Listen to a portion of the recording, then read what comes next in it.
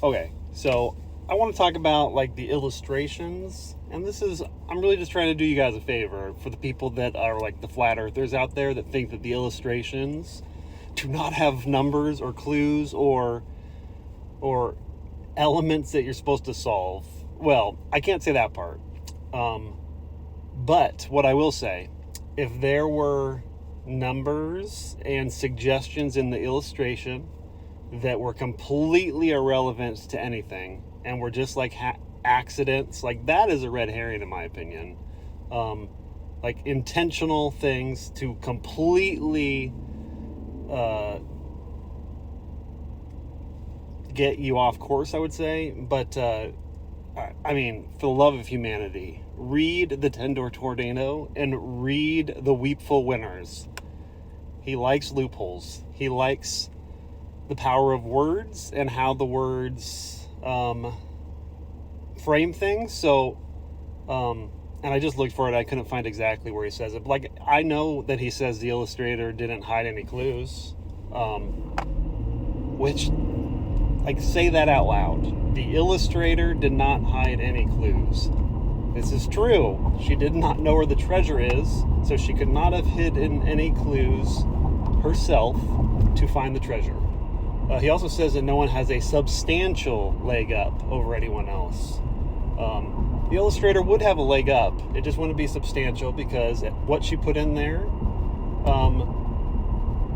some of it I think leads you to other chapters. Some of it leads you nowhere. Some of it, I mean, may very well be unintentional. Like, so red herring is a very interesting thing for me because I don't like look up the Days of the Tentacle, and that would have three brothers, and essentially two of them are saying one story, or no, two of them are saying a story that are lies, and then one of them is telling the truth.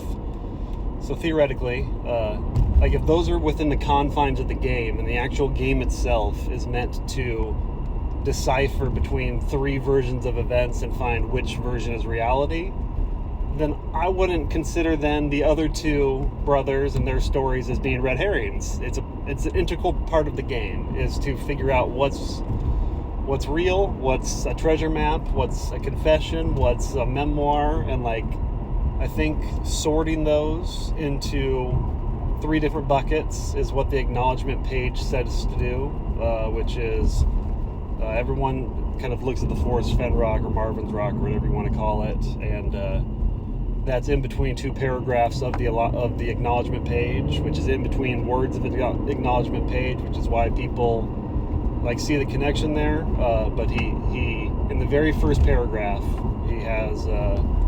he says that the book is equal parts memoir, equal parts confession, equal parts treasure map. There's 52 chapters. Contents isn't listed, which is really just what I would say is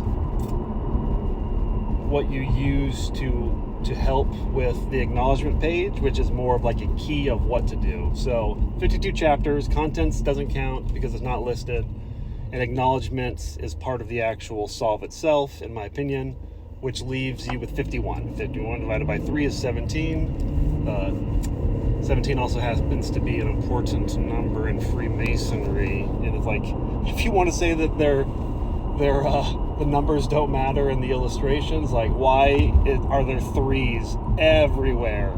And what is like one of the most important numbers in Freemasonry? 3.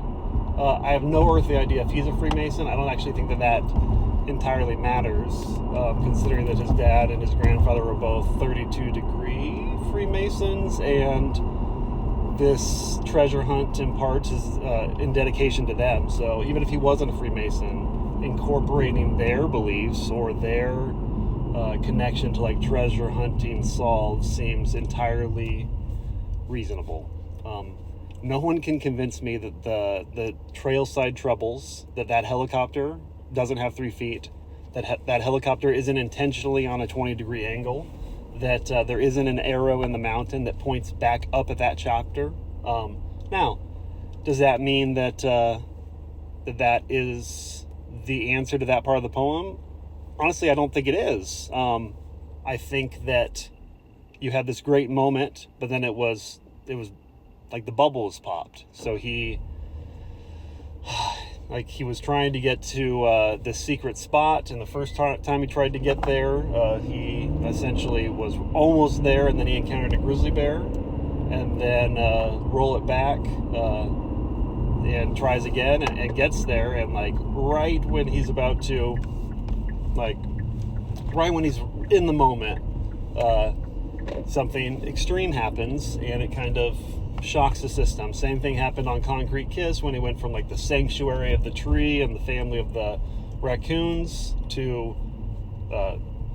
police escort to the hospital because he biffs it on the bike. Same thing with aft assault. He's fishing, and like he intentionally like shows you how he is zoning in on that moment in the creek, and he's completely focused, and then serenity shattered. Personally, when the serenity gets shattered, I tend to exclude it, like as if it's maybe a confession. Like you can have two types of confession. You can have, I worked in Microsoft and I accidentally unplugged the network cable. That's a confession. I didn't know that before. But if he bends a story or he adds a bubble pop to the story, does that tell me that I should take less significance in that story? I'm not sure. That's up for debate. But what I am saying is that there are an ungodly, now that I've got to my handy magnifying glass, and like I can argue that there are images or numbers hidden inside of real pictures, not just the illustrations, but some sort of and that's gonna make me sound more crazy, but like there's at least one where I don't know what exactly it says. It could say a couple of different things, but like take the bandwidth banquet. You cannot convince me that that there are not two letters and a number in the bottom left-hand corner, which I think it's GH, which would go to like connect you to like grandma's hands, and that's what I think happened. So like Megan's Maine, again, I think it's so obvious in the first chapter that he's kind of giving you a clue that like this is what you should be doing, go forward. But like Megan's Maine, tell me that is not a 41 on the under part of her stomach. Like it is a 41. Like there's no other alternative. And then if you go to page 41, that takes you to the Concrete Kiss. Perfectly takes you to the first page, like the start of the story. And I think when you find the right numbers, that's a trend that continues, that allows you to kind of link them from story to story.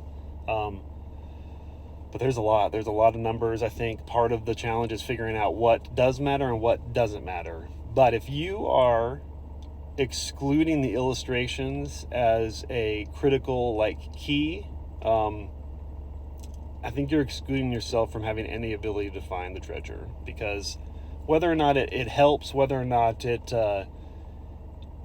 kind of the map in general, there's just no way. He does not explicitly say, like he does with the structures and other things, that there are no clues in the illustrations. He is very careful to say that the illustrator did not hide any clues in the illustration. And in order to hide clues, you have to know where the treasure is, which means she drew things that she was instructed to draw, but she doesn't know what's relevant, what's not relevant. And I think that very likely things that were relevant, things that weren't relevant were put in.